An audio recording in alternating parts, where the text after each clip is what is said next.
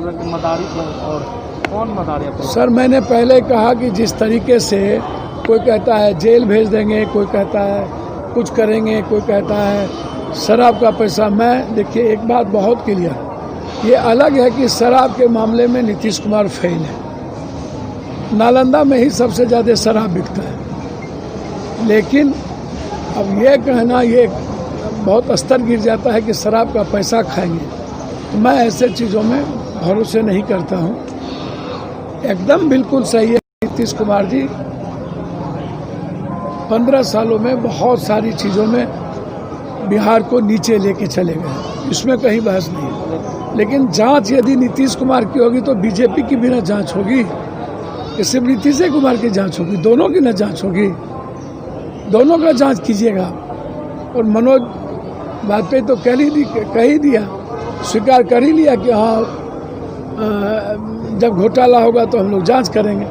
मतलब दोनों आदमी एक ही सुर चला रहे हैं। तो इससे समझिए कि बिहार की राजनीति कितनी गंदी हो चुकी है, ओछी हो चुकी है।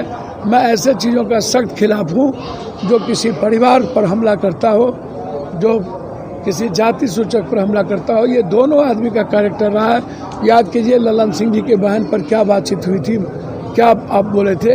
अब ललन सिंह जी के बारे में कोई बात आप राजनीतिक रूप से कह सकते हैं, किसी परिवार, किसी व्यक्ति, किसी बहन, किसी और नीतीश कुमार जी यदि बोल रहे हैं कि बेटी का सम्मान नहीं है, बेटा का सम्मान है, तो उसकी अलग मर्यादा होती है। उसकी मर्यादा ये नहीं होती है कि बेटा के चलते बेटी को जन्माते गए। ये ठीक नहीं, ये ठीक पूरा बता रहे चिराग सर, गलत है, ये सब बिल्कुल गलत है। मैं ऐसे चीज़ों को, अब इन लोगों के पास कोई मतलब नहीं रह गया है। एक दूसरों से जिस तरीके से लगातार वार हो रहा है, इससे बिहार के यूथ दिग्भ्रमित हो रहे हैं। और ये चीज़ें कंप्लीट रूप से इशू से भटकाने के लिए मजदूरों को और यूथ को इन लोगों ने एक नया सुगुफा शुरू किया। मैं इस पर क्या कहूँ आपको, मैं सिर्फ इतने कह सकता हूँ कि इन पॉलिटिशियन के पास कोई विजन नहीं है, सत्ता के ये लोग भूखे हैं। मैं पहले से कहता हूँ कि पॉलिटिशियन की नीयत सही नहीं होती, नीयत नहीं, आदमखोर की तरह